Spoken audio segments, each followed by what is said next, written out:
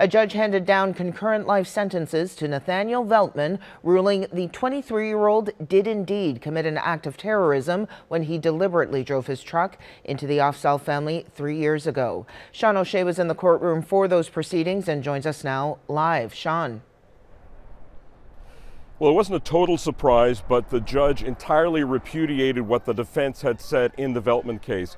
And Justice Renee Pomerantz said here in London today that, in fact, Veltman committed an act of terror. He was already facing 4 first-degree murder life sentences with no chance of parole for 25 years. And today, Justice Pomerantz was talking about what should happen with respect to the lone survivor, the young boy, the family member who survived that attack. And Veltman faced a charge of attempted murder. And what Pomerantz said today was that she was administering a life sentence on that count as well. The courtroom was full here today. There was an overflow court as well.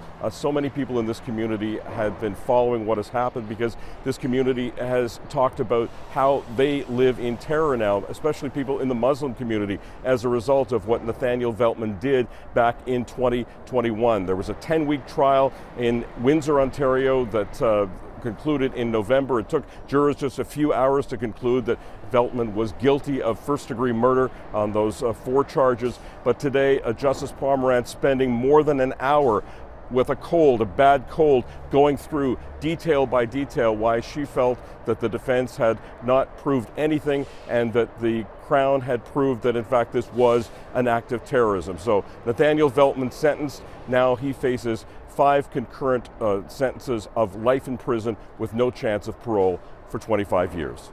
Back to you. Okay, Sean O'Shea with details on this morning's proceedings. Thanks, Sean.